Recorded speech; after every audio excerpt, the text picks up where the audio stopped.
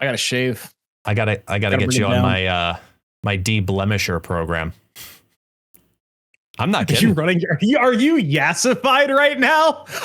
Holy shit. Oh, yeah. No, wait. This is the cold open. Are you yassified? I've shown this before. This is nothing new, but like on.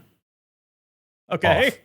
That's insane. You have a beard grooming filter. I didn't realize I was talking to yassified guest gaming. Oh, yeah. No, I That's crazy. It's mostly for the bags under my eyes. It just is a perk that it helps with some of the like 5 o'clock shadow if I haven't like.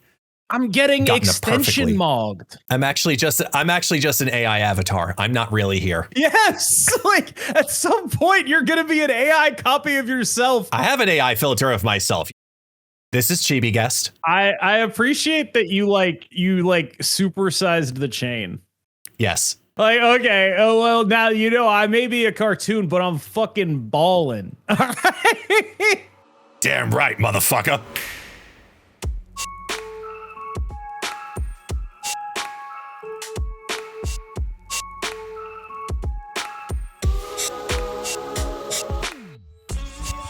We should probably podcast now. All right. Was that not the cold open? I thought that was the cold open. I mean, we could count it as the. I was under the impression during the entire time you were yassifying yourself that it was the cold open. I mean, we can include it. I'll figure out a way to include it, and just that's fine. Then I'll make that the cold open then. All right. That's what I thought was happening there. I don't want to enter this under false pretense. I'm so glad this is also then a video podcast because. To several people, they're gonna be like, "What is happening?" But I think actually, it went live on Apple too. I think the video podcast is now live on Apple as well officially now, so it should upload like that. If it doesn't, I'll figure it out. But they just launched it. It's not us. I'm just saying like they just launched it as a feature. So I was like, all right, that's cool. Get that in there too. But I mean, lots of things launched this week. Then is what our transition is going to be as we talk about the beginning of the season, which we had the opportunity to. Record keyword the video, and you now 3 weeks later or 2 weeks later or 1 week later or whatever it's been since we did the actual recording, which is all a blur, you now finally get the opportunity to talk about how much of an idiot I was.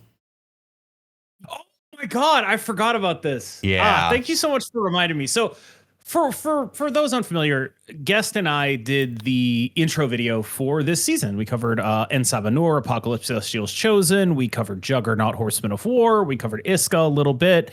And in the course of that video, we used the valuable time of one Jules Robbins, one of the higher up members of the design team, to the best of my knowledge. And this is like the kind of thing where it's like, okay, I'm booking off an hour for this. That's sort of what it felt like. It's just like Jules was like, I've got like, this is my space, right? We made sure to record it on a day that they did not have other meetings, which was good for us. But my impression from the original conversation about recording it was he was like, I'll fit this in between a couple meetings, right? It'll be like an hour was sort of the impression I got. Basically. We're about 20 minutes into the video. Yeah. And It's Guest Gaming, perhaps the most professional content creator that this space has, short of the former Cozy Snap. He stops us and he's like, guys, I wasn't recording. Yep. I was not recording for any of that. So it's not just like 20 minutes of the recording of the video. It's also like we just talked for a while. So we're like 30 minutes in. We have nothing to show for it. To the vast credit of Jules, he was game. He stayed through the whole thing. Jules was great at accommodating that. But yeah, I told him I was going to bring this up repeatedly. Yes. But I feel like also, the other thing I told him at the time was every time I told him about this, it would get longer and longer. So I think it's important that the audience know that it was actually 40 minutes. It was 40 minutes of video before we got back into it. And if you ask me again the next time, it's going to be an hour and 20 minutes. Okay. Somewhere around there. We're rounding. Yeah. So just understand that. We're like an hour and 20 minutes into recording, and Jules is extremely kind bearing with us in recording the rest of this. But the upshot for you, the viewer, is we have some extra clips. We've got some extra clips. And over the next few podcasts, you're going to be hearing little excerpts of the interview with Jules that were about various aspects of this kind of thing that didn't make it into the actual video. So a little bit of behind the scenes. Hopefully you get some extra exclusives, information, knowledge, things of that nature. Hopefully hopefully you enjoy that. Yeah. And the main reason I also reminded you of said incident is because I get to proudly say that my biggest fuck up was alongside you, because thanks. If anybody's going to appreciate that specific moment of watching me turn that color red, it was pretty funny. I was laughing. As long as I've known, a little bit less than me. He was laughing a little bit less. Yes, 100%. But he was such a good sport about it, because we had such a great conversation beforehand and in preparing for it, going over the last couple of little things before we do. And he was really good about like the structure of how we needed to record it, ask the questions, the timing of it all for the edit. Like he was really, really good about doing that. So by the time it was about, I want to say like 5 or 6 questions in on the recording is when I recognized it, because I wasn't recording the beginning. 40 minutes in, give or take. I wasn't recording the beginning of it because we had to talk a bunch of stuff as well. And it was like, okay, just getting ready for the parameters. And then we just started going. And in all of the years I've been doing podcasts, been doing recordings for official content, for official streams, the closest I ever came to making that kind of a mistake was during the Golden Gauntlet World Final, where I played the like Gauntlet 1 recap video on a 5-minute delay. And it was like 90 seconds of dead silence in video, because it played, but the audio wasn't transmitting through. That was the biggest screw up I've had. I would consider this a bigger one because I legitimately had nothing to show for it. And you blew 5 hours and 20 minutes of content. Yeah, 100%, give or take. And it was awful. Yeah. And I really did feel bad, but I have to give credit where credit is due, because Jules was absolutely incredible. We flew through to catch back up to where we were in the conversation, and then still asked all of our questions. He was very thorough. And there was a lot that I didn't end up using that I'm excited to, have to be able to reference and bring back and, add into the podcast in different clips and layovers and stuff like that. Like that's going to be nice to add on over the next couple of episodes when we reference a certain point or a conversation, because the whole video is about 20 minutes, 22 minutes or so. There was about 45 minutes of actual interview questions between, which is to say nothing of the 10 hours and 40 minutes that you deleted. This is true. And after like editing and figuring out which questions were repetitive, changing the orders, trying to also, to be completely honest, trying to split time in questions as close to evenly as possible between KM and myself, because I wanted to make sure that we had both had equal screen time as well. Like I tried to be as fair and even on it as possible, but a lot of questions ended up getting cut. And more importantly, to me, at least, a lot of the follow-up questions ended up getting cut from the final video. So those are some of the ones that we'll probably end up going back to when speaking about some of the new cards, especially right now with Sabah Nur, the season pass, because this is a card that, I spent a lot of time with this card during the preparation of that video, testing out a bunch of different decks, understanding the mechanic, and filming a lot of B-roll, a lot of game footage for that video. So I had like a good amount of time to prepare that element of it for this content. And then playing it up against the bots, obviously, in a test server is very different than playing it in a live environment.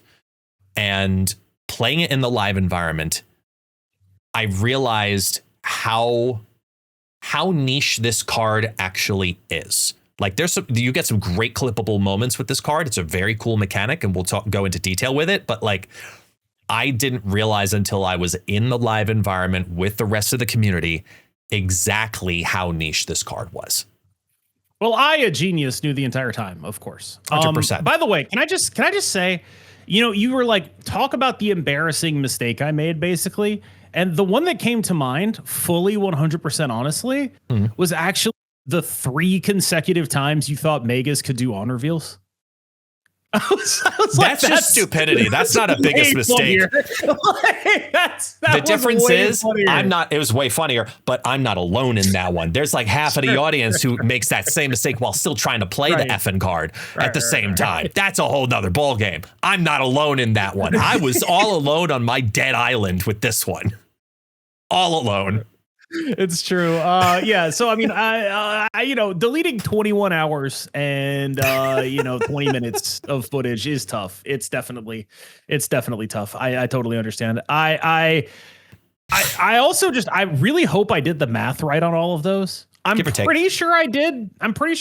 But like, who the hell knows at this point? Yeah. So I think largely the biggest thing that sticks out to me about Sabah Nur is he is super like, when we talked about him with Jules, I asked, I don't know if this made it in. Genuinely, it might have been part of what you deleted, but I asked basically, did you feel like there was any pressure on you, like, let's say, to make this card succeed and thus put a condition on it the way Blink has? Because what's notable to me about this card is it's the Lockjaw effect, not the Blink effect. And there are 2 ways to flush into your deck, and you picked the non-targeted one, which implies perhaps that this card would be a little bit too strong if it had the targeted one. What went into that sort of thought process of like, okay, how much would we have to take off of this card's power if we gave it the Blink effect? Do we want to make sure that this card is a substantial body on its own? And what do we have to do to the effect to balance that? Yeah, some of it is certainly power level, but a lot more of it was based on play pattern. Blink, asks a lot of the player in trying to track what's remaining in your deck. Do you even have a target that can be exchanged with this? Are you guaranteed a specific card? And that's a lot of tracking to put on top of the tracking the players are already doing for pursuing the objective. So we were reticent to combine those onto the same card. At the same time, we were worried about the Lockjaw space of this just not doing anything cool some of the time. And so we kind of chose to tackle that from the other angle and make sure the card that you're swapping away is always one that you're pretty happy to get rid of. And so it's still a happy time, even if you only turn it into something okay. I asked why it was like this and not like Blink. And his response is basically that they wanted to put power into the other side of the condition. Because you think about all these cards, Blink and Lockjaw, the idea is you put something in, you get something out, right? With Blink, the power is located in the thing you get out. With this, their theory of making it better than Lockjaw is that it's located in the thing you put in. It's better at targeting, right? Rather than the output focused, it's target focused. And I think that's sort of valid, except for the fact that the more you play with this card, the more you realize that like Lockjaw is already target focused because you choose what you put in there and it's already going to be getting the small thing. You already have a lot of control over what you're doing in there. So this isn't as meaningful of an upgrade as you might think. What it functionally amounts to is 4/8 Lockjaw, which I don't think a lot of decks are interested in. But like that's mostly what this is. The objective is very easy to make happen. It's a good thing that they made objective easy to understand, easy to comprehend, super easy to make it work. You're gonna play this as a 4/8 Lockjaw. It's gonna be like a little bit retroactive. Like it's better than Lockjaw. The retroactivity of it makes it better than Lockjaw by a pretty decent margin, but not enough to differentiate it from Lockjaw in terms of the function it has. Mm-hmm. Yeah, I'd agree with that. And also, let Aurora hit objective, for God's sake. I realize that if you flip this guy, Aurora will hit him because he's an on reveal, and it's cool that half of Aurora can be hit, but like let her hit objective, for God's sake, because this is the most mid-range sludge card to ever exist. The only mid-range sludge deck right now is Aurora. At least let them work together if you're going to make a mid-range sludge card. You know what I mean? Yeah. At least if you're going to make a deck that is predicated on everything in here is like a pretty good thing to pull, and you can't really combo me with stuff because I'm not Blink, at least let me Aurora, for the love of God. Yeah, they'd have to probably remove one of the options, though, from Aurora if they do that. Because it's end of turn, ongoing, on reveal, activate. So which one do you remove? Activate?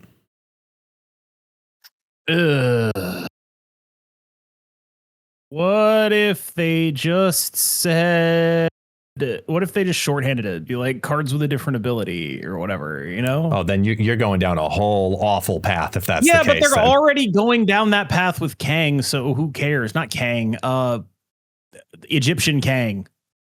Ramatut? Yes. Egyptian Kang. That's Egyptian who he is. Kang literally, is Ramatut. No, you're making fun of me. That's literally who he is. That's you're literally not wrong, Kang, and he's like, Egyptian. I'm factually correct. That is Egyptian Kang. That is yes, absolutely I know. No part of what I said was wrong. I just hadn't made that his nickname quite yet in my head. So anyway. Oh yeah. Yeah. So, okay. The way I kind of look at Sabah Nur, where my critique on him was he's a great card in an awful meta. Like when certain combo elements are controlled, certain multiplicatives are controlled, this card in late 2024, early even 2025 maybe, would have been had a completely different reception. I think this would have been a really fun card, Victoria Hand alternate, kind of like treat it like a Misery style alternate play line. Like there's certain things you can do with it that make you say, yeah, you know what? That's actually a reasonable option. And I just feel like a 4/8 with Lockjaw retroactive doesn't have enough wow to it to be something meaningful right now. And I feel it's probably a relatively simple change to the card where it just is a mild version of Lockjaw that just can't pull a card with lower power out. I hated the amount of times that I would do something and it would do the 0 out and then it would flop out the hood. That's the worst part about the card. I agree. But it's like I said, I asked Jules why was it like this, right? And they were like, well, we didn't want to make it Blink too. And I think that there's a degree to which cards like this were more acceptable in previous metas. But I strongly suspect that in a previous metagame, this card comes out, people are going to be like, okay, this is fine, but it's never my plan A. This is fine, but if I'm playing it in my Misery deck, I have to give up on playing Moon Girl. So I'm not going to do that, right? This kind of card is... I think people are going to overstate how much the meta shift made this card be bad and how much this card is bad on its own. A card I think would have been amazing before a meta shift is Drax, Avatar of Life. Yes. I think that agreed. guy is a beast. I think this guy would have been fine before a meta shift. But there's just not as much. What would you describe him as now? He's gone from fine to sub fine. I've been calling him N subpar Nur. I stole that from Esca, by the way. Shout out to Esca. This is just a guy who is not particularly good. And I think that people who are going to be like, oh, well, if it came out earlier, it would have been I don't even think that's true. I just don't think it's true. If you're one of those people, I don't know. I just think that anytime after Blink came out, you probably just aren't playing this. First off, I must acknowledge that our community came up with a different name for him. If you go to the homepage and you take a look at the variant that you get with the season pass, they have dubbed this. It's a little horny. They've dubbed it Sabah Nude. Yeah. I'm just saying. It does sort of raise the question, right? Everything on him is so large and there's just no bulge there at all.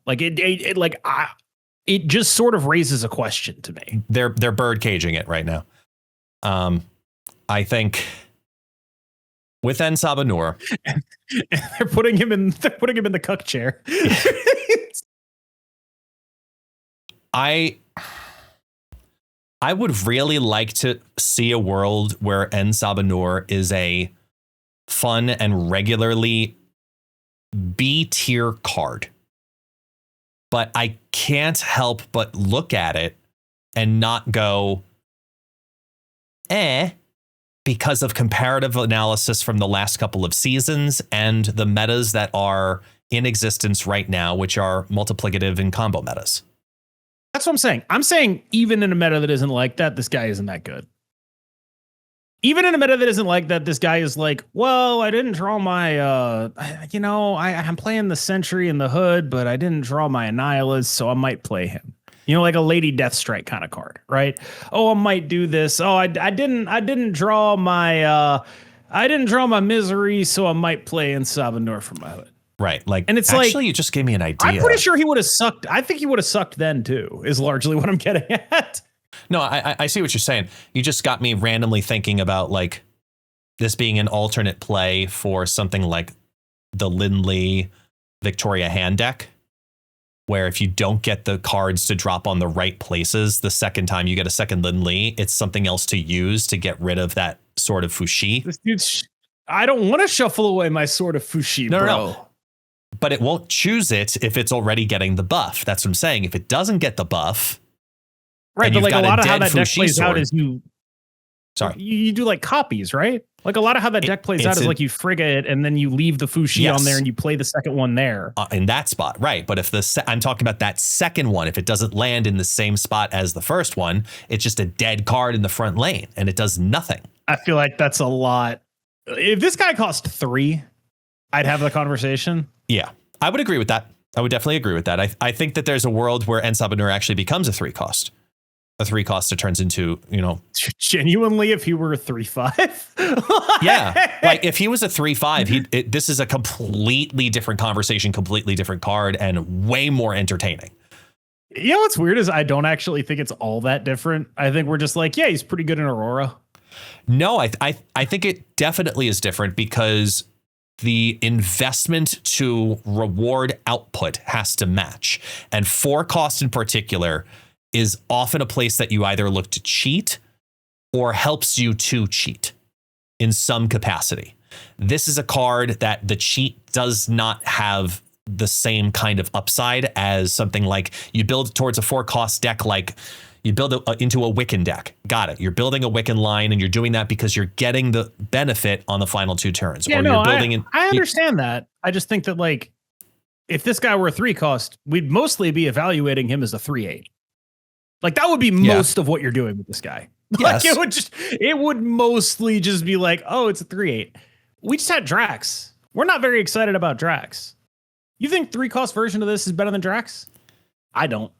Better than Drax? No. Better than he is? Yes. Because sure. But like, I just think the he point fits I'm the making curve is not, better. will this make it better? Obviously, it would make it better. The point I'm making is it's not going to make it better enough for me to feel like the things I'm saying are going to be untrue about it. Yeah, I think it's as much as Jules went into explaining that this has a mission that leads to a reward. The objective and the path of it just feels like it could lead to a potential further downside. The fact that the item is targeted, but from the deck is not, means that your reward for doing this could have a downside to it. And I think putting that one fail safe in there does increase the value of the card, and it doesn't need that much further tweaking outside of just making sure that you can't pull out something of lower power than what you put in the shuffle. Further tweaking to do what? Just as you say it doesn't need much further tweaking for it to be good? Because if that's your contention, I think you're wrong. No, not to be good. I'm saying to be where they want this card to be, which is not necessarily having this be meta relevant. I'm not saying that this is going to be wrong. I think when they make a season pass, they want it to be a good card. Of course they do. But based on the way I interpreted the conversation is that this is more so part of the mission to roll out objective effectively, to make it simple to understand, simple to make the effect happen. You fully understand this is how this works. This is a transformation. It targets this and swaps with something from the deck. We're not getting more specific than that for now. When you were building these objective cards, did you feel like there was a sort of push and pull between allowing the players to access the power and the amount of things you could put on the back end as a reward? In a lot of cards that are not objectives, but are sort of functionally similar to objectives in the sense sense that it is a card that is giving you a quest like Lin Li or Phantom X, or even a Fin Fang Foom where the quest is get 7 energy. There are certain amounts of payoff that are inherent the bigger those cards get. Whereas when you look at Juggernaut and you look at Apocalypse, it feels like those are fairly similar amounts of payoff a lot of the time. Like when you the sort of balance of them, it's like we're getting some additional power here, but it's nothing of the level of a Fin Fang Foom or a Phantom X. How much of that is about the difficulty, and how much is the difficulty informed by this being the debut of the mechanic? Yeah, you're definitely right that the narrower in deck building or less consistent in gameplay we make a card, the more sort of power level room there is for it to do something really impactful. We ended up leaning a lot more towards objectives that were pretty reasonable to accomplish in a large portion of games, in large part because we're doing so many of them and debuting them here. We don't want to land in a spot where players with smaller collections or who haven't really figured out the deck building yet try to play their new objective card and just never get to do the cool thing it says on the tin when we've got a bunch of them all in the same season together and when it's people's first exposure to the mechanic. And also with so many cards, if we put them into very narrow lanes, we would end up with just a few decks that people could play over the course of the entire season if they, launch strong and people want to play with the new cards. Whereas if we make them a bit broader and are able to accomplish them in a bunch of different ways, that leaves a lot more room for exploration and evolution over the course of the season. I was struck by how open-ended a card like Apocalypse was. Like, it really sort of gets across the flavor of there are many rotating teams of Apocalypse's horsemen. He picks and chooses who he's going to help, but there's a lot of different ways for him to help you. And Sabah Nur, very open-ended card that is really asking you to do something pretty generic and rewarding you with something pretty generic that then you are able to flavor and make less generic via your deck building choices. It just struck me as, in the context of what you were saying, a great execution of what you were going for. Thanks. Yeah, it's definitely a balance. We don't want the cards to just go into every single deck, but ideally the spot we were aiming for were lots and lots of decks would be able to pursue this objective. But the more consistently you wanted to hit it, the more you could alter your deck building. For instance, in a lot of games, most decks could accomplish Sabah Nur's objective and play to every location. But if you flip up Sanctum Sanctorum, suddenly you're going to need to have put in some much more specific deck building in order to still be able to accomplish that. What I'm saying is the path with this card, the journey that this card is probably going to... I know what you're saying. I just think it's not for you. There's other people fucking listening. So is for that journey. I'm sorry. The journey that you have to go on with this card in not just rollout, but then making it by the end of the season be something that people want to get the season pass for because of its relevance in the game. Right now, it's not relevant enough to justify saying the season pass is worth getting for this card. You get the season pass because you get the season pass. My point is that this is a card that does not need a downside protection. It needs upside. It needs a reason to do this. It does not need to be more floor raising. It needs to be more ceiling raising. It needs to be more exciting. Flip this card into the deck. Get another card out. Give that card 5 power. Double the ongoing effect of that card. It needs to be something additional to it. Not like, oh, here's my little floor raiser. That's not going to change what this card is because you're the one who brought up the context of the metagame, right? All this combo stuff, all this stuff. It's not going to compete with that by having a raised mid-range sludge floor. That's just not what's going to get it to do that. No, I see what you're saying. And maybe I'm not doing really a good job of articulating the points that I'm trying to make, which is definitely happening. So let me pose a different scenario, a different solution then. Something that isn't just reduce the cost, something that makes this card a little bit more interesting. The Apocalypse Celestial's Chosen. Instead of it being on reveal, it's an end of turn. Fascinating. Love it. Like that's a great, that exactly what I'm talking about, right? This is now an engine you build around. You want to get it earlier too. That's like a much cooler card, right? Like this is a I love Squirrel that. Girl. I love that so much more. Yeah. Yes, that is so much better, right? Like the thing that was bothering me during what you were saying is like you were identifying what was wrong with this card and then you were fixing what wasn't wrong with the card. Does that make sense? Like you were like, what needs to happen is I can't have a bad thing happen out of this. No, what needs to happen is that there can be a good thing that happens out of this because that's what this card is missing. I was identifying it more from my personal play experience of almost, I shouldn't say you just kept pulling the hood, huh?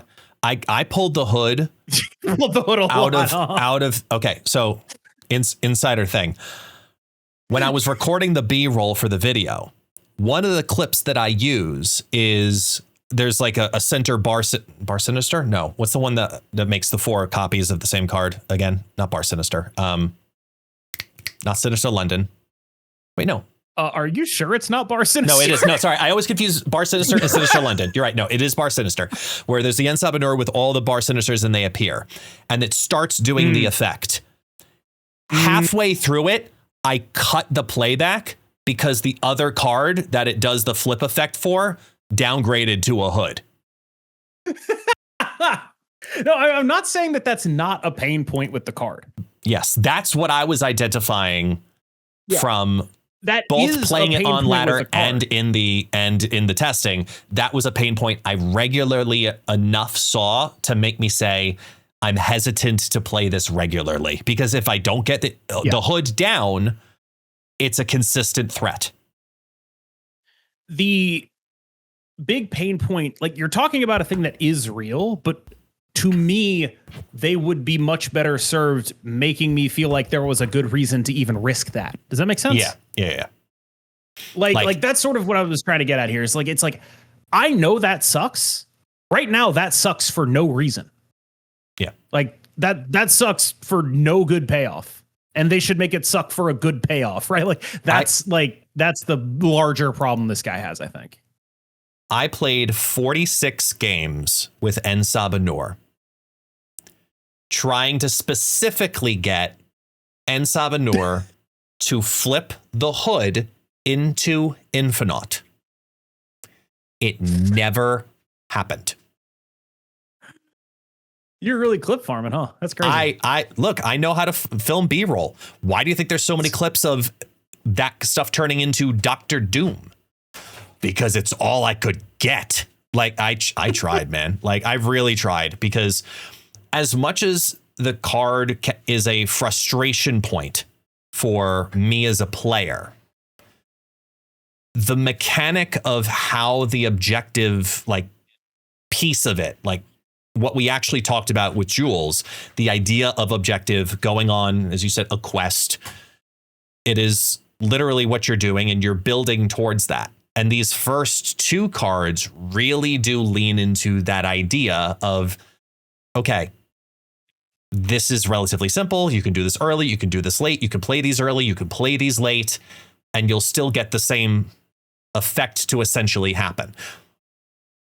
I just think that this one, although easy to do, is just not strong enough right now. And I tried Juggernaut the same way, where I was really trying to get the 2/8 to be good enough, where it could be something that you drop with a 4-cost card on the final turn, where it's a guaranteed automatic proc. It's a 2/8, call it what it is, or excuse me, or drop it down early enough that you're using it for a priority play going into turn 6, because it's switching that lane's priority because you got the last piece on turn 5. And it's a lot harder than I thought it was going to be. And it's an awkward place for this card because it's simple to do, but 2/8 just doesn't feel like enough. I think the big thing that I've been thinking about a lot with Juggernaut is like, who the hell actually wants a 2/8, right? Like what shape of deck wants a 2/8? And there are like 2 shapes of decks largely that do.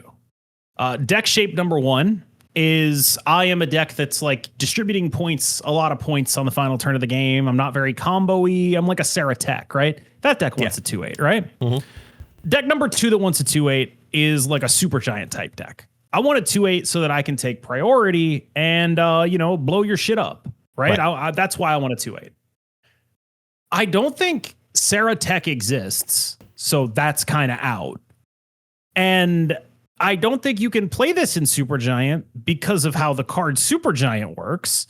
And that's, first of all, that sucks because I do think I would play it if it weren't for that. Yep. And then also because it doesn't give you priority. So even then you're like, what the hell am I doing with this? One of the data mine cards is a Kingpin, which is a 5/9 that if you have the strongest card turns into a 3/9. Right. And I was thinking about that and I was thinking about this.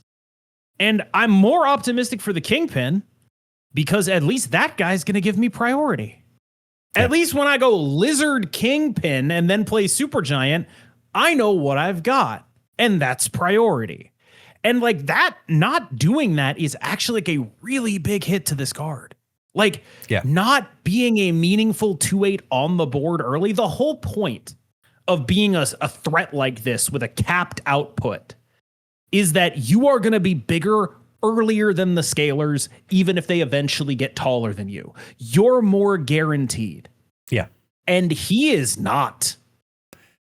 The fact that you could play the highest amount of cards possible, which is to try to get priority going into turn 4, which is Squirrel Girl on 1, Juggernaut, Horseman of War on 2, into Shauna on 3, and still can't guarantee that this is going to pop off is sad.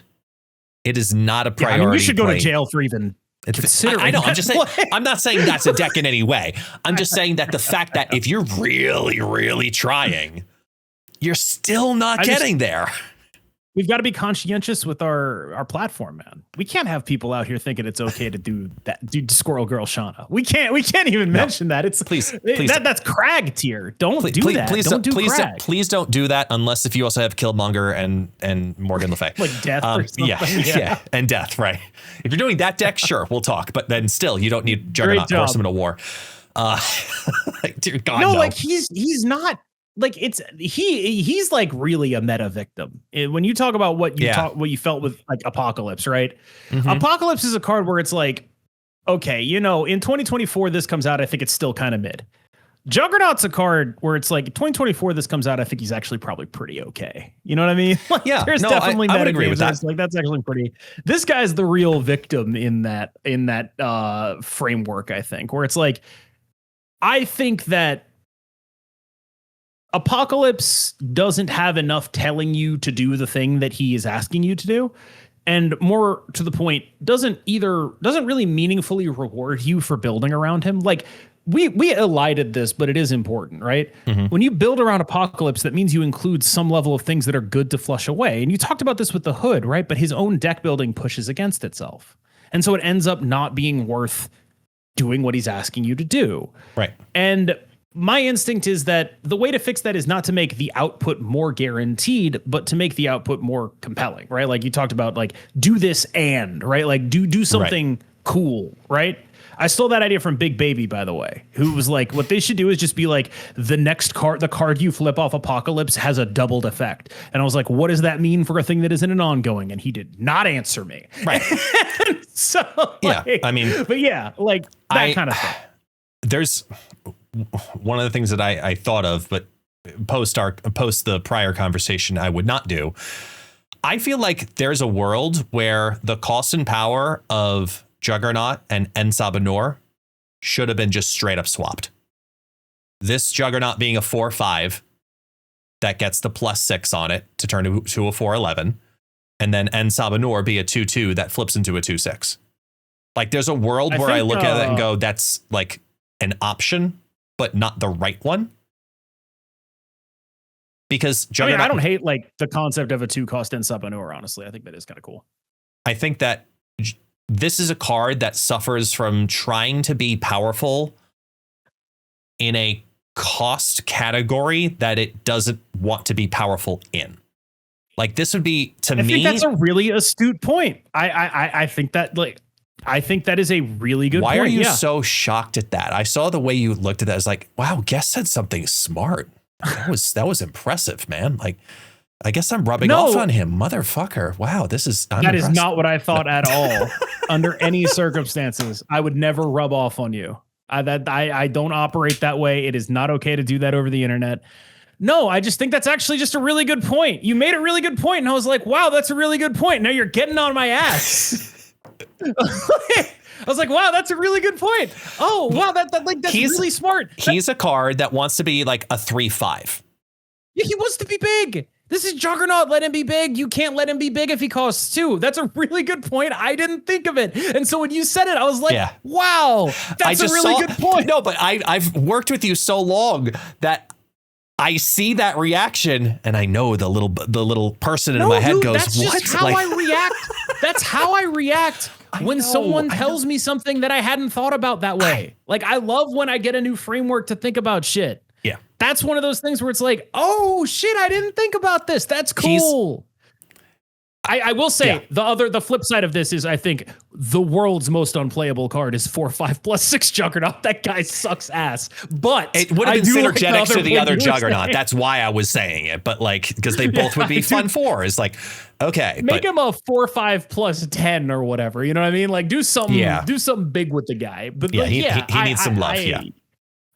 I do think that I hadn't considered that. And that is typically my reaction when someone says something and I'm like, oh, great. I can sort of recontextualize the way I've been thinking about this. That's a really good point when it comes to what this card is limited by. And this card is limited by, there's just only so many points you can put on a 2 and not feel like you're being a hack designer. There's just only you can't just straight faced make a 2/12 and be like, yup. Well, no, you can't do that. There's different 2s that are doing different things, right? You have, we talked about the whole priority play, right? Of course, there has to be a downside if you're doing that. You've got your Lizard, you got your Maximus, and it's associated with that cost and power. Same thing with a lot of the 2/5s. Then you look at the ones that go over that. You look at a Morbius, right? You have to invest into that too. And then it goes way over 2/8. You look at Thena, it goes way over 2/8. This one, you have to invest heavily, and it brings to it 2/8. And I'll say this. I don't think the answers make this card stronger in power at 2 cost. It wants to be both, 3/12. I'll say this. I think that Lin Lee should have probably been instructive here. And I don't know how they do this, right? This card might have been locked a while ago, and Lin Lee came out and they had to buff him way too late to affect the development cycle. I genuinely have no idea. I would assume it's something along those lines. But when you look at Lin Lee, similar to Cost with a Quest, except Lin Lee comes with more guaranteed power. And that still had to get buffed. Yeah, true. I kind of think that should have been informative for what this guy is supposed to be and what a 2-drop is allowed to be. And I think one of the things that they're suffering from here is that if they were to straight-facedly release the kind of 2-drop that actually had the stats to be good, it would reveal some issues with the way Marvel Snap has become in terms of scalers, right? Yeah. If you just make a card that says, I am a 2/8, I think a lot of decks play that card. I don't mean just Super Giant or whatever. Just, I'm a 2/8, but if I get Red Guardian, I'm not a 2/8 anymore. Ongoing, I am a 2/8 or whatever. Just that's kind of like the old the Widow's Kiss kind of thing, but just similarly. Yeah, just I'm a 2/8. It's a 2/2 with an ability that says I'm a 2/8. That's what the ability says, and that's it. Ongoing plus 6 power. Yeah. Yeah, that's what I am. I think that card would be in a bunch of decks. I think it would be in all sorts of, even the decks that are pretty synergy heavy, because a 2/8 is a really cool thing to be. You're really happy to have a guaranteed 2/8. And so I think that this card has a couple of directions it can go. First of all, they could make it a lot easier to get the ability. It's a little bit difficult to get to where he wants to be right now. If this said 4, it would basically be the card I'm talking about. That would functionally be the card I'm discussing. They could do that if they wanted. I'm assuming they don't want to do that because that card is kind of ridiculous, right? But if they made that card and it was, 2/2, ongoing, plus 5 power.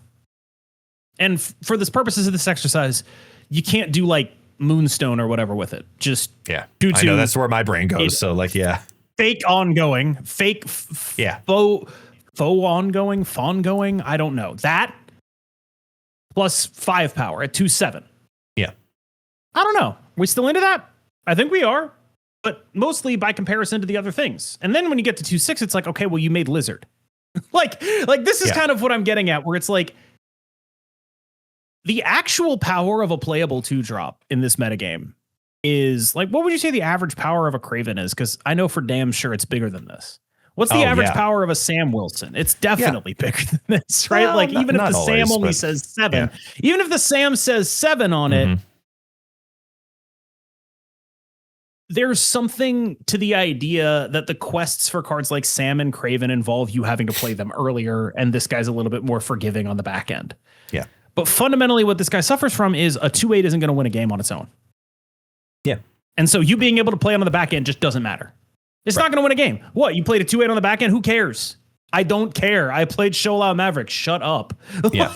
No, it's true. It's yeah. The card is just for a new mechanic, dated with old power. And it would be kind of embarrassing to give it like, I'm glad they did this with Lindley, because like, I feel like sometimes they have these assumptions about like what the vanilla power curve is or should be. Like, I think Kraglin's another card like this, where it's like, surely a 3/3 that gives +2 energy is good, right? And it's like, no, not really. like just like stuff like cost that. to benefit. Yeah, it's like, I mean, yeah, like it's not really, right? Like, I don't know, kinda. And like this is another one. Like, surely a 2/8 that's good, right? And it's like, oh, not really. like that's fine. Like, that's one of those things where it's like the context is too much to just evaluate in terms of numbers on those cards. I will say from playing Juggernaut, though, it is an incredibly simple thing to make happen. The question is the when. Right. And that's where I think we struggle the most with this card, because this is a card that has more of a play line that wants to be like treated like an ongoing. Right. It wants to be treated like a Morbius, which is probably the closest equivalent, because if you play something like a Craven, you're investing regularly and you have to invest with it on the board, versus a Morbius where you could do all the crazy stuff beforehand and then top deck a Morbius and then just drop down to 2/29, crazy, stupid scaling high. Because it could just happen like that. And that's what this is really trying to compete with, is that style of card. That's why I just think it's just outdated on release. So, but you know what the home for all these outdated bullshit cards is? Aurora. Let her work with objective, for the love of God. Like, you know what deck is like, I would love a conditional 2/8. Aurora would love a conditional 2/8, please. I think if you do that with Aurora, you're removing end of turn. I think that's ridiculous, and they should just slap it on there. Oh my God. Then you're dropping Aurora to like a 6/2. No, instead of saying repeat for ongoing, activate, and end of turn, say repeat for all other abilities. There we go. And I'm not dropping Aurora to a 6/2. I'm not doing it. Let it happen. Gotta give. No, I don't. My demands, I don't pre-negotiate down. These are my demands, Glenn Jones. Fine. All right. This is my manifesto. Speaking of end of turn, to me, the best of the three. I mean, that's a little, it's not even close. Like, yeah, but it's like, it's not even close. Oh, it's the best of, 2 cards we think are pretty bad. Like, yeah, great job. I don't know. I think she's neat. I want to bring up a specific conversation surrounding her first, about Esca, the unbeaten, excuse me. Jesus. Yeah. I'm already seeing, I was seeing it a little bit prior to the release of the season, and then I'm already starting to see it again now in the last 24 hours plus of the season being out. People are saying, oh God, the premium pass card is better than the season pass. Now, I know where you're going to, so hold on. Hang on. I want to make something really clear. This was a valid argument 6 months ago. And people are taking the same argument that they had back then, like which was the Fantastic Car conversation. And they're trying to apply it to Esca the Unbeaten.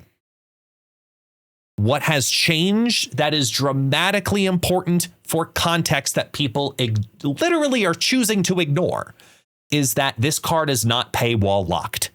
You can get it for collector's tokens. Back when the Fantastic Car thing happened. To clarify, you can't get it in the shop, but you can get it in the packs. You get it in the packs, right? The Series 5 packs, the seasonal packs. No, I'm just clarifying because you said you get it from collector's tokens. And there are two meanings to that, so I'm just making sure. You're right. No, you're right. Using knows. the tokens via packs. Sorry. You're right, though, by clarifying that. Thank you. We didn't have that with Fantastic Car. You'd had to wait to the next season to get it. And it looks like the community very often just grabbed the old argument and tried putting it over here. And I saw it repeatedly. And I don't understand. Like, do you not realize that you can just go open a pack and get this card? You might not get this variant, but you could just go get the card with your tokens. I mean, I think that's a little, how much does milk cost, Michael? $10? Like, it's a little like, okay, well, look. No, it's a right, first off. Wasn't it a banana? Yes. Yeah, okay. It was a banana. It was like, how, that's a little, even for me, an avowed shill, that's a little much. But I will say this, I'm about to do you one better in terms of shilling. You ready for this? Go for it. I think the argument is stupid anyway. I think the argument is dumb because if the argument, as you phrased it, is the Season Pass Plus card should never be stronger than the Season Pass card, do you explicitly want them to make tiers to pay to win? Like, genuinely, do you want that to happen? Oh, well, here's the Season Pass card. It's going to be stronger than a Series 5, but it's going to be weaker than a Season Pass Plus card. How great that, first of all, I don't think they're good enough at designing to do that. Frankly, I don't think anyone is good enough at designing to do anything more than like hit a general space around that. Yeah. Second of all, I feel like what's actually happening here is anytime there is anything good, people are mad about it, regardless of the source of that thing being good.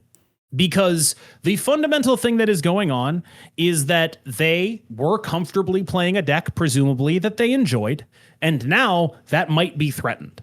And because of that, that anger is directed at the people and the people who spend money, and the fact that maybe it'd be fine if they had that card, but maybe it wouldn't. Maybe you just wouldn't vibe with it or whatever.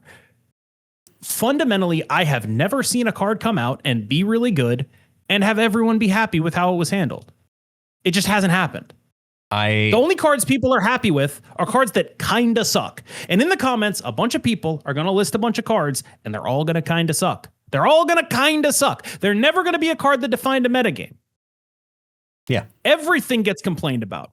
Victoria Hand is the fairest deck on the goddamn planet. People loved complaining about that deck. It is so impossibly, unbelievably fair, but it was just, it was around too long. It was around too long. I'm sick of it.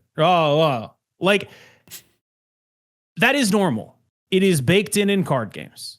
I understand that is how things are going to be. But if people are actually upset at the idea that a Season Pass Plus card is at any point ever going to be stronger than a Season Pass card, I think that's ridiculous. If people are upset with the idea that a Season Pass Plus card is strong at all, I think that's also a little bit ridiculous. Like, that said, I think if people are upset at the existence of a Season Pass Plus, super valid, totally allowed. No argument here. Like, I the fact that they don't show up in the rotation, I don't know why. I genuinely think they hate money. I don't understand. Like, it makes no sense to me. Why would that not be there? Okay, whatever. Fine. Like, it is beyond me. It is beyond me why they don't show up in the rotation. That's a very valid critique of the system. I just think that, like, the idea that, like, the way you phrased it pissed me off. And again, I'm kind of relying on the second hand. Maybe nobody's saying the thing you're saying and you paraphrased it or whatever. But, like, the Season Pass card is better than the Season Pass Plus card is better than the Season Pass. Oh my God, that's so bad. What are you talking about?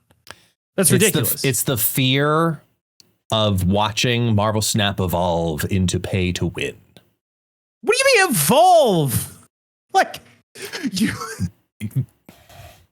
You know what I mean, though? Like, there's watching it, the progression of like, wait a minute, they've released the season pass now, and now the paid card is locked in better. Like, it's that kind of bullshit, which I don't agree with at all. But like, I saw it. I don't know. Several times. I'm hoping that you're paraphrasing incorrectly. That's what I'm hoping. Let's see what the community says in the next next week of comments of not just this video, but both of our contents. Yeah. Because I feel like I'm a pretty literal guy. Yeah, this is true. I think one of the things that's also an element of looking at this card that might be rubbing people the wrong way just in general is because it brought back the relevance of the Invisible Woman First Steps decks very quickly all by themselves. Like, those decks were popularized, got really, really strong, adjusted, and then kind of leveled out. This card comes out and it's now like the top several decks already that are taking people to infinite. Like, I took mine through the 80s into the mid 90s. Like, I'm in 96 right now. Mid to me, like the pure Invisible Woman decks. I don't know. I vastly prefer the Doom 2099 version, largely because it just gets to play Cosmic Ghost Rider. Yeah. Because if you're the pure Invisible Woman deck, you just get farmed by that. Like you get housed. It's not close. It's to a point where I'm already seeing people running Ghost. People are already running Lady Deathstrike decks again, just to take down all of the Invisible Woman lanes. Like, people are already teching for that deck a day and a half into the season because it's so prevalent, because it's so strong. And I don't think that's why it's so prevalent. It's so prevalent because it just got a cool new card. But that doesn't mean that it's like... No. But I think it is prevalent because it got a card that it needed. It was one thing to be able to handle Thena plus Havoc on the final turn. It's a whole nother thing to handle Thena plus Esca on the final turn. Sure. Yeah, no, I mean, like, it's a good card in a deck that got better. But I think you're like putting this in a class of cards it probably doesn't belong with. This is not Star-Lord or Sholau. It's a good card. She's nice. The deck is fine. But the Invisible Woman deck is not on that level. It just is not. Like, there's more counters to that deck. No, just power for power. It just is not on that level. I agree there's more counters to it also. But just power for power? Nah. You have to spend so much of your time doing other stuff, right? Oh, I've got my Invisible Woman combo. Well, if I'm going to be doing my Prodigy on 5, when am I playing the Esca? So I'm only playing the Esca on 6, which means it only works if I do that thing. And then it's just basically Juggernaut. And I'm not saying that's bad. It's really nice to be Juggernaut. Like, it's like a better Juggernaut when you have your combo set up. That's a good thing to be. Yeah, I mean... But I just don't think it's at that level where it's like, this is dominating. I think it's like everyone puts Cosmic Ghost Rider in their decks and then it actively sucks. Probably. And I also think it's like, I think that's a testament not just to it being more easily countered, but starting from a lower place than those other decks did. Yeah, that's fair too.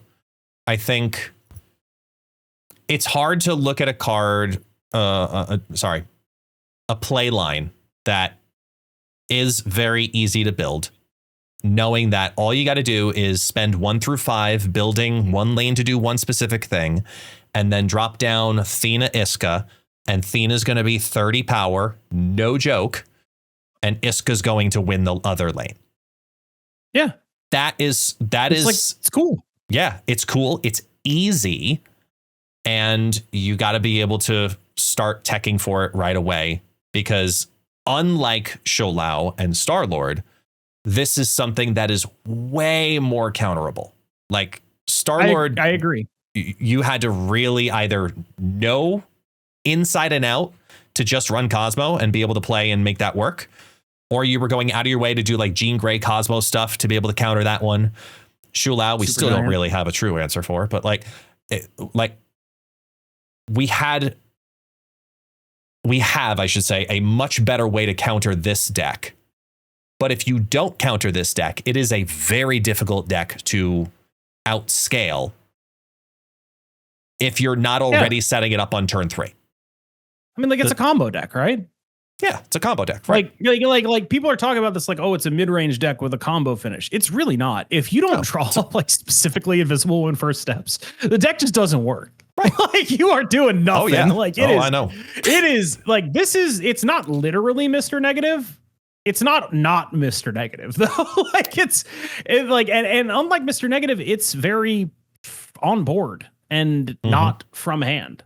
And so I think that like it's just fundamentally not just easier to counter, but the premise of it is the foundation of it is shakier. It reminds me more of like old Hitmonkey Bounce, because when you get old Hitmonkey Bounce going, you had a certain play line. You wanted to do the Falcon first. You wanted to do the Beasts on 5, and you wanted to do all the chaos with Hitmonkey on 6. If you got that line specifically, you were outscaling everything else that was hitting the board. This is a deck that does very similarly. You want to get Prodigy in position 1, followed by Invisible Woman in position 2, followed by the Jocasta 1 and Prodigy in 3 to make the 10 times effect happen. You get that to happen, chaos is raining on turn 6, and it's easy to make it happen after that. I'll tell you what makes it different is, again, it's on board versus from hand. Yes. 100%. Because I agree that if you ignore that, it's pretty similar, right? But that is a pretty meaningful aspect of its counterability, which was something you highlighted earlier. And no, you're right. I do think it's sort of like that, where it's like, this is a deck that does like a whole buttload of points, but it instantly dies to Cosmic Ghost Rider. By the way, guys, if you're playing Ghost, don't just play Cosmic Ghost Rider. Like for the record, I've been sort of banging the drum of more people should be playing Doom 2099 for a while now. Like yes. I've kind of been on that agenda for a little bit. Mm-hmm. And so I saw Dexter, day 1 rank 1 with Esca 2099. That's sick as hell. I just sort of think that like this is a card that is, I expected it to come out, and I'll be honest with you, I expected it to hit a little harder than this. I was like, this card's gonna hit. This is gonna revive Invisible Woman, and it's gonna be awesome. And it's like I play the deck, and I'm like, I can never snap against anyone who might even think they have a Cosmic Ghost Rider. Yes. Like I can never, ever snap. I can't do it. It is actually impossible for me to click that button if I think for half a second the CGR is within range. Yeah. And like even things that aren't that, like I almost lost. I got to go to tiebreakers against a thing first steps blowing up my Invisible Woman. Just a bunch of shit where you're just like, oh God. There's just stuff here. And like, yeah, the output is really big, but unlike other big output decks, your opponent looks at your turn 6 board and they're like, well, I don't really know what that's going to be. With this deck, they know exactly what is happening. Mm-hmm. And so if they're going to beat it, they're staying. And if they're not going to beat it, they're leaving. Yeah. It's like a combo deck with the worst cube equity of all time. It's horrendous. And I do think the deck is pretty good. I want to be super clear about that. Like that's kind of the only deck I've played this season. It's a pretty good deck. Yeah. Like, I don't want to talk down on it. But this is not the meta tyrant I thought she maybe could have been. I'm going to give you the deck hands down that's going to become the meta tyrant. Okay. Yeah, no, my I mean, like you could put any card in that Esca spot, and it's like, I know it's exactly what I did. I put no, but I actually ended up really enjoying because it's just a straight up Shulau deck. You really enjoyed this? You really enjoyed it? Oh, really? No. That's because of one play line. The one play line of having another target for Shulau, not having it be Maverick on turn 5. Sure. That actually did feel meaningful. I was like, okay, you know what? This is another lane winning turn 5 card. I guess a follow-up question. Why wouldn't you just put Scarlet Spider in here? It doesn't get tall enough in a single lane versus trying to threaten 2. It does, though. That's what Shulau does, my man. Like, no, because Shulau putting it onto Esca versus Scarlet Spider, you could absolutely do it. This is normal. It's the same exact deck. Let me just be very clear. I know that. This is just take out Esca, put in Mercury, put in Red Guardian, put in Scarlet Spider, it's all the same shit. I get it. That Red Guardian is quite the card right now, by the way. It is very good right now. I will 100% agree with that. And stuff. Ooh, man. Yeah, that's a great card right now. But it's also just more a testament of Esca has a lot of flexible different places that you can play it in. It's not just the big end of turn guarantee win the lane. Like you get this to 412, 424 sometimes semi-organically, because if there's anything that I think that the card really truly did, it's reintroduce the ability to play the priority game on turn 4, 5, and 6 very differently, because this card is not as simple as soon as you take it out of that deck. If you take it out of the end of turn all in deck, then you're really playing the game of trying to move when you want to play this, because it will proc off after or before other effects. And then you're trying to figure that. And it does add another layer of thought process to how you want to play this card. Do you only want to play it on turn 6 because you're going to get the multiple effect? Or if you're playing it on turn 4, how can you manipulate the lanes enough to try to get at least 2 procs out of it to give you that security going into the final turn?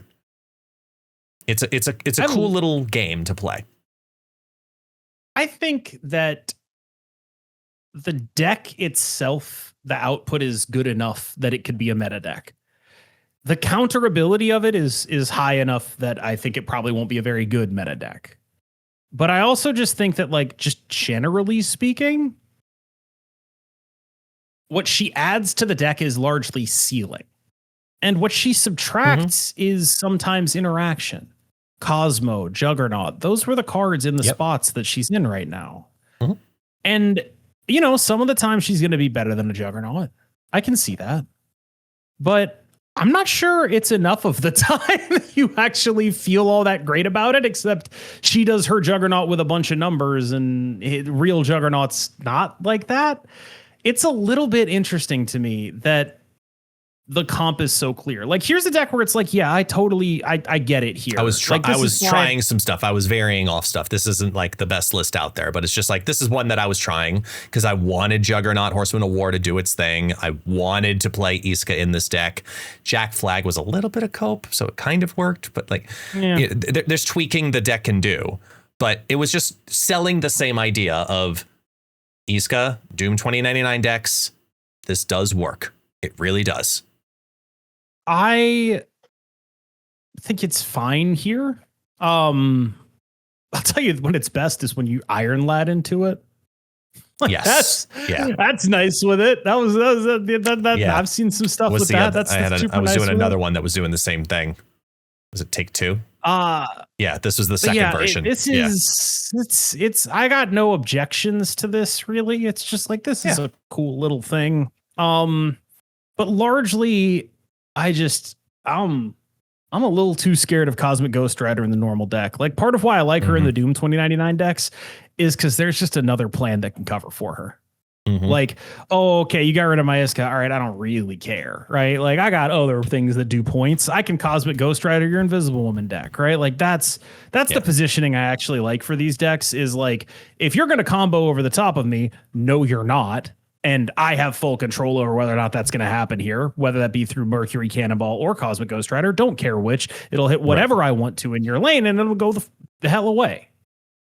And Doom, meanwhile, can just carry the rest of this. I'm good. He can handle it.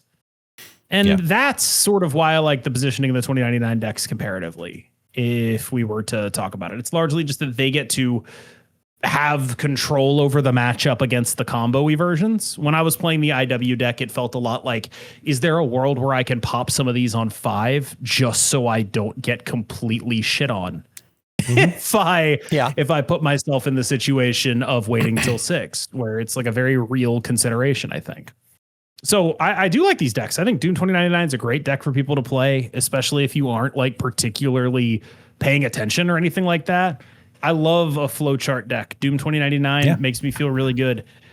It's quite a beatable deck in the sense that your opponent is Mr. Negative or Star-Lord or whatever, and you're just like, I died. Yep. I have instantly died. None of my tools are prepared for this in any way. Very reasonable thing to happen. Totally understandable. Very just real about what this is.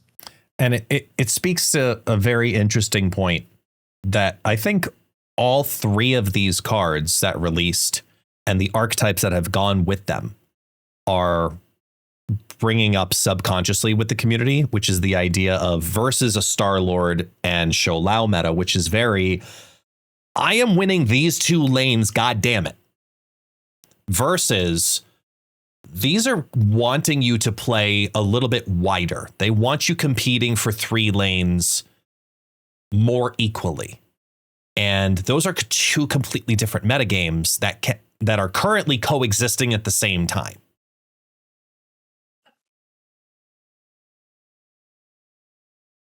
Yes. Like I often think metagames are a texture, right? And a lot of the time you take a deck like Doom 2099 and you say, look, I'm going to lose to some of these. It's okay. Yeah. But I'm going to beat everyone else. Yeah. And it's not like they're existing in contrast to each other. These aren't two different metagames. They're interwoven. It's people choosing, well, look, a bunch of new cards just came out. They're going to be playing some mid-ass apocalypse stuff. I'm playing Doom 2099. People aren't playing as much Star-Lord. I'm playing Doom 2099. And even if you are playing against Shou Lao, I think the onus of that matchup is on Shou Lao to play around you as the Doom gamer. That's on them. They have to be like, oh, I better not expose my Maverick in the front row. Let me manage my Kitty Prides and my Sam Wilson such that I don't do that. Mm-hmm. They have to do that. And I just think that a lot of the time in a card game, it's often better to put the onus of making a decision on your opponent than it is on you. It's just better to give them the chance to mess up. And I think that's what Doom 2099 is really good at. Is Doom 2099 gives your opponents a lot of chances to mess up and you very little. The benefit of the flowchart deck when it's real simple and you're minimizing the decisions. But you also, I think the biggest reason the 2099 deck creates that, though, is specifically because of the random placement of those Doom bots. Yeah. What are you going to do about it? You don't got to think. Exactly. You don't got to think. You just got to react to, okay, each turn, simple decision. How much energy? What's on the board? Which single card do I want to play? Like it's removing that patterning right there just by saying single card versus which combo of which order. And then this goes here and this one calls this person to do that. And that's just one card. Like I agree right now. Very, very good deck. But the reason I say it in the sense of two different metas coexisting is because even with Star-Lord taking its hit, even with Shou Lao last month taking its hit, I think that once we get out of this week and once we get past Golden Gauntlet, I think the Star-Lord conversation is officially dead, where it's just you have negative Star-Lord and that's it. That of like regular quote unquote appearance. And then the conversation becomes fair decks versus all in Shou Lao decks.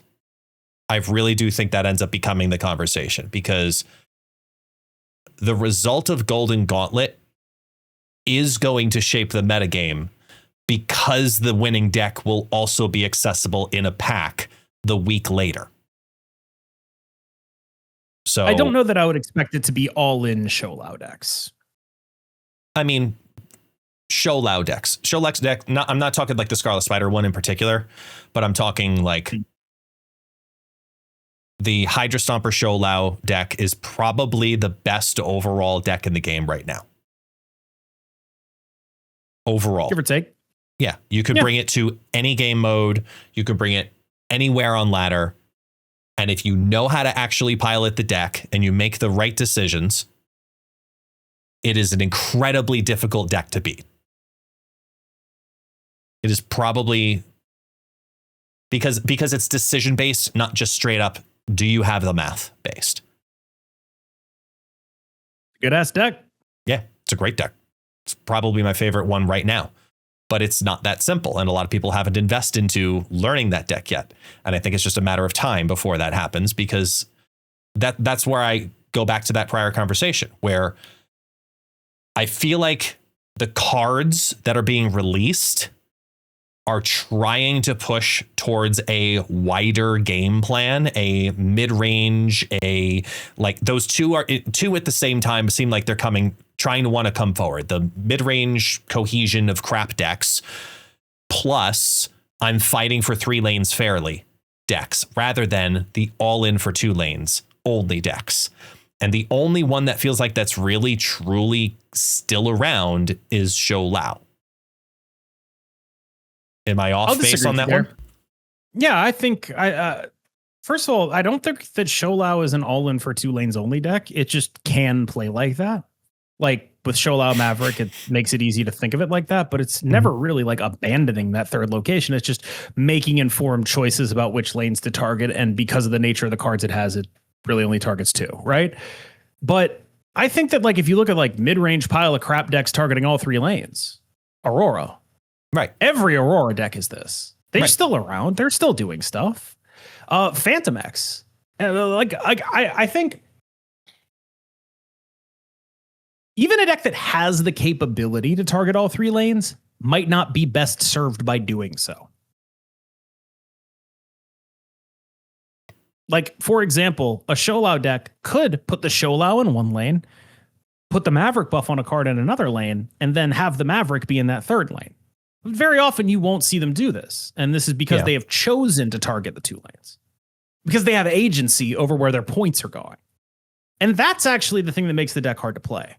Is understanding where to invest and how much to invest by. Because when you talk about the deck being a choice heavy deck, a lot of what you mean is like you have to know what the hell your opponent is doing so you can know where to invest that final turn. My opponent has a Cosmo. How do I have to handle this? What lane are they not Cosmoing? Is there any way I can actually guarantee that? Can I keep my guys safe? Is there a suboptimal play here that I feel comfortable taking to protect my guy from being Cosmoed? Am I willing to make that call out? Am I willing to give up the EV on the fear of Cosmo when it could end up costing me something more if they don't actually play the Cosmo, right? Like that is a lot of what those decks are about. I don't really think of the game in the way you're describing, where like decks are split up into these categories. It's all a little more nebulous to me, where it's just, I don't really think of like go tall in 2 lanes versus splitting across 3 lanes as a meaningful descriptor of decks. It's points and allocation of them. Let me use the Aurora one then maybe in a different context. The Aurora Doom decks in particular, which are getting very popular again, is because not just of the single play line, but for the most part, the power is, as a part of its organic play, evenly spread across all of the lanes. The Doom obviously already organically wants to do that. What are you saying that based on? Like, I agree that the power is evenly spread, but you're making an assertion that it is related to its popularity. What are you saying that based on? I'm saying that the deck itself is giving a similar point output in total points on the board, but deciding to spread it over 3 lanes, right? Versus a Shou Lao Maverick deck, which makes its final decision to be, these are the only 2 lanes I'm investing in, and I'm probably throwing the 3rd lane. Agree to disagree on your description of a Shou Lao Maverick deck, but that is a common enough play line, sure. And you have more agency over where your points are going, sure. But you said that part of the reason the deck is popular is because it's doing that. And I just don't know why you think that. Because it's, for a lot of players, it's easy to just say, I'm just going to put a lot of points everywhere and see if it's going to be enough, because it's going to be enough. It's a simple play line. It's a simple, because it's a simple simplicity. I'm with you. Yeah. The simplicity of the deck leans towards, I'm just spreading a lot of points out in a lot of places. It's actually, you could put it comparatively to the old Miss Marvel meta, where it was very clearly Here's how I'm going to spread my points. You know what they're going to do. I'm going to play this in the middle. I'm going to have a boatload of points on the sides. Pick the lane that you're going to compete with. This seems similar to that. Yeah, and it's part of why, like what you're describing is part of why the show allow decks are typically favored, is because if you have similar amounts of points, but one deck has more control over where they're going to go, they're going to consolidate them into the lanes where they can beat your shit in. Yeah. Right. Like, and in so doing, sort of relegate the Doom 2099 decks to wasting 20 points on a lane that doesn't matter. Right. But to me, that's like kind of always what Marvel Snap has been. Like understanding board space and investments and invalidating your opponent's cards by playing bigger stuff there. And like all of that is sort of a core part of Marvel Snap to me. So I just don't see as much the distinction you're making with like the types of cards they've been making. Okay. So I think a part of it might be a further extension also from watching the success of another similar playline deck, Ramp, just straight up get Ramp's outscaled. Very much, yeah. Right? Yeah, Ramp is very much a two lane deck, yeah. Right. And it's not even the fact that it's a 2-lane deck. It's a simple, for the most part, 1 card per turn deck, for the most part.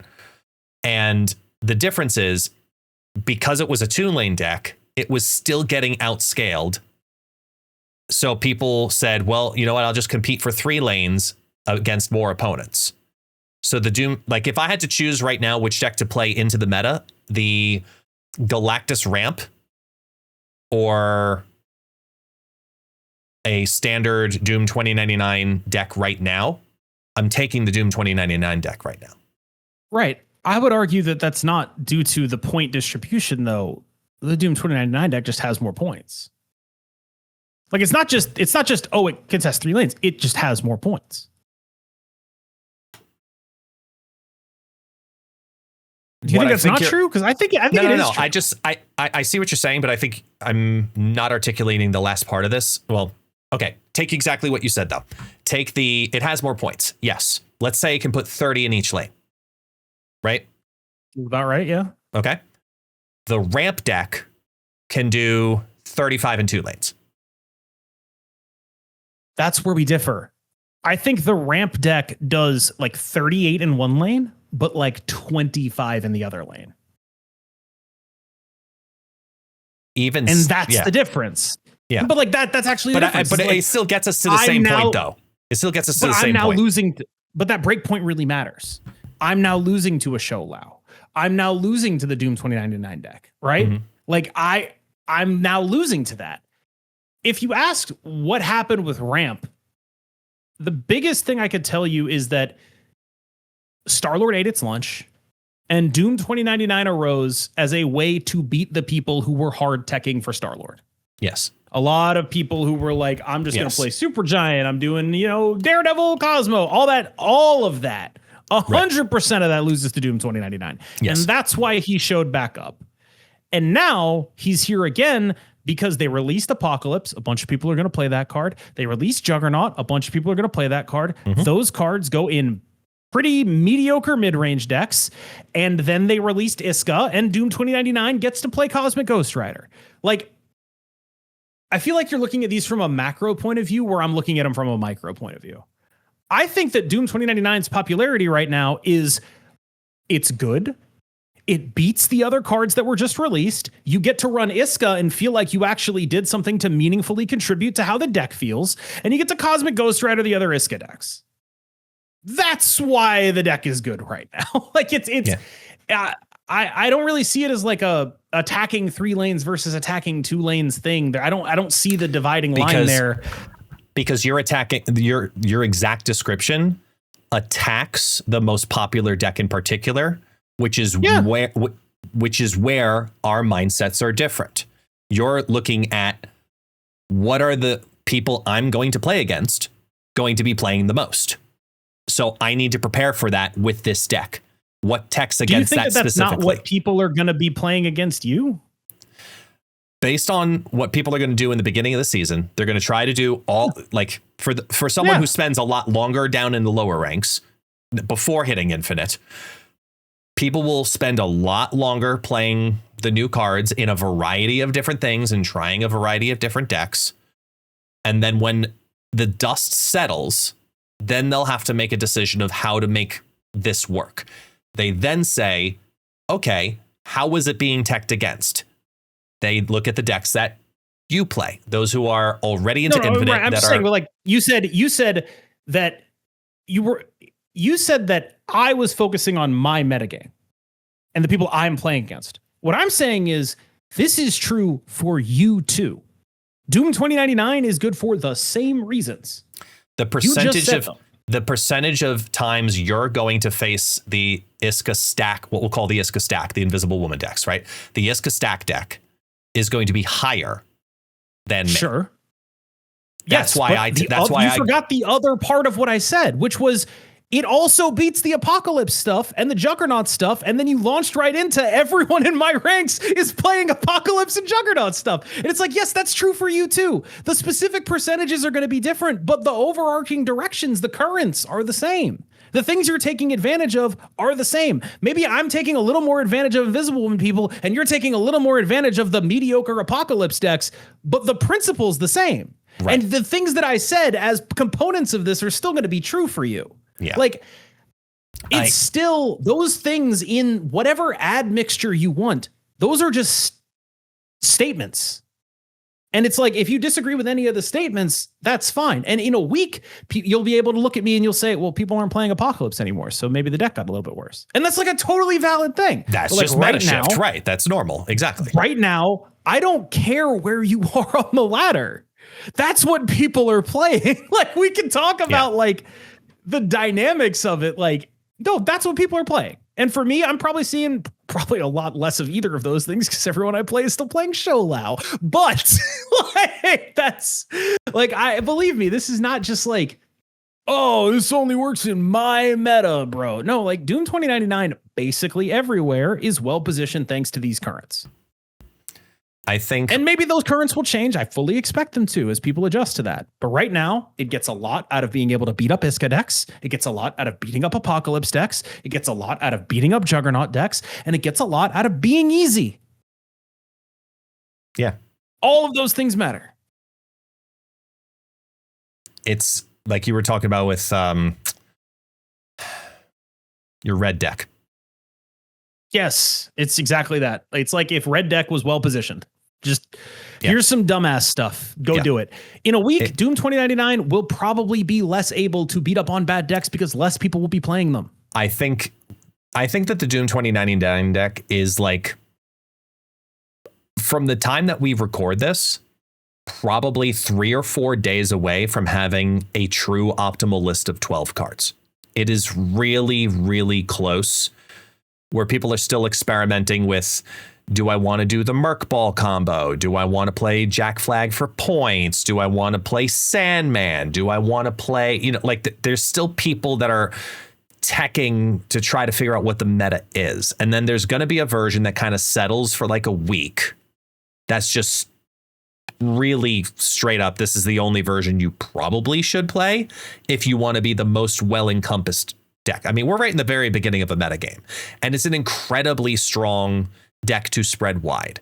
However, we are really close to finding a way to shorten that to use your version from earlier.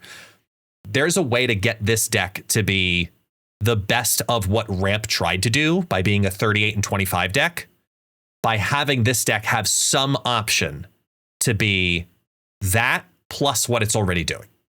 And I don't know what that is yet, but it's really close to getting to that point. And then that becomes, I think, a scary deck because it has the flexibility. I'll tell you something.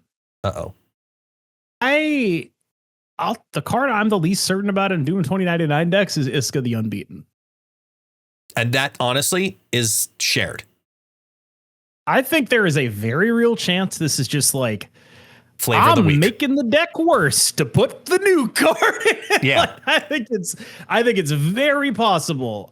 She is the card you're talking about though, where you're like, okay, so now we've gone beyond like I can get to like 40 points, or in theory, that's what Esca is supposed to be allowing you to do. I'm still not positive that that's meaningful enough of an upgrade, especially because it's like you're kind of only doing that in the games where you don't draw Doom 2099. And because when you do draw Doom 2099, a lot of the time your lanes are just like a little bit too big for her to actually get a lot of what you want out of it. And it's just like she's just sitting there, and it's like that's fine, but it's not like the greatest thing in the world. It's just like, oh, you're going to be like a 410 or whatever or something by the time we're done here. And it's like, that's cool, but there's like a world where I feel like we take the lessons that we learned from the Legion the Storm War Machine Legion decks of way back when, where those decks played Doom and Galactus First Steps. I feel like we're like right on that cusp where we need one really tall guy as like another threat where, okay, am I playing this wide because I'm playing Doom, or am I playing single lane because I'm already winning that one, but I'm threatening the other two? What am I doing here? Like that's where I feel like the deck is like evolving into, where we're taking those lessons, just reapplying them. Star-Lord for a second, because I'm having that same problem with Star-Lord. What do you mean? Like the deck, the Star-Lord deck. It's like, okay, they nerfed Fin Fang Foom, and now Red Hulk isn't nearly as good because everyone's playing Doom 2099. Yeah. Do you realize there's just not a good guy that's like big? It just doesn't exist. Yeah, it's the only thing is Galactus First Steps. That's it. Like he's he your biggest in that deck. He's actually unplayable. Yeah. He's awful. You would do better with a Hulk half the time. You know what is good though, I will say, because I had it happen to me once and I took note of it because I'm like, maybe there's something here. Magneto on 5 is really good right now. I've been kicking around Magneto, where it's just like, oh, I get to play Magneto. He's 12 power, and I mess up an Invisible Woman or whatever, right? Like that's cool. Well, it's not even the mess up of the Invisible Woman. Is it kind of stomps the Dooms because you lose an extra 8+ power in one lane because you threw a stack and probably even messed up the order of the said stack at the same time. So you kill a Doom off. And if you're tall enough in another lane, like it's pretty damn good. So it's something to play Orca in this motherfucker. Yes. Orca. I genuinely, I don't know what the hell I'm supposed to do. Where's my guy? Like, I just need a dude who has some power. And it's not a lot there. I've definitely been trying to figure that one out. Like, what the hell am I supposed to do with this deck? Because the Alliance stuff, wow, we do not have priority anymore. No. Yeah. That doesn't happen. So old ghosts, baby. Old ghosts. Bring it back. It's a little. Oof. We are a little hard up for priority in that deck now. I don't know. It's a deck that I've been kicking around because it's like, well, what if I just want to beat the shit out of Doom 2099? Right? Like, what if everyone's playing mid-range stuff and I'm playing Star-Lord, And then every time I play Star-Lord, I'm just like, ugh. Yeah. Draw Fin Fang Foom or die. Great. Yeah. It's weird too, because like even as someone who was playing a lot of Doom 2099 today specifically, even the games where I was getting my shit kicked in because of a Stardust on 4, I was still able to like keep up until turn 6. I'm like, you know what? There's a way to threaten this here. I've got this set up here. I've got the Aurora potential set up. Like it's not just completely dead. That's where I'm saying, like, if we can figure out that last little piece, this becomes a very scary deck. Like, I don't know. It's something to keep an eye on, because especially as we continue through this season, and the first week of the season is always a shit show. I mean, you always see a chaos mixture in the first week of the season. Everybody's climbing. Everyone goes to their comfort deck. You see a lot more ongoing. You see a lot more tribunal. You see a lot more. We talked about this last season, at the beginning of last season too. Everybody goes to a certain play line in the beginning of the season. Week 2 is like, okay, here's where the meta is. This is what it really is. And I'm curious to see if either season pass card, actually, either of them, still either of the week 1 cards, I should say, actually stick around, because I think Esca will. I think she'll be a little more limited than people. Like, I got to tell you, I thought like I might have used the phrase "will hit the metagame like a neutron bomb." I don't think so, man. The week 1 neutron bomb, sure. And then week 2, it's like, oh, time to retaliate. Got it. I'll tell you this, as like, I don't feel like she's even there right now. I feel like when Star-Lord came out, it was like, let's go. This is nuts. This is crazy. It's different when levels. Came in, it was like, let's go. This is nuts. This is crazy. And Esca is just like, yeah, it's pretty good. Do it's any of the cards this season do that to you, though? I would say not really. I'd have to look at a list of them just to make sure I wasn't forgetting anything, though. The rock guy, Ozymandias. That guy. He'll be cool, makes me rock hard.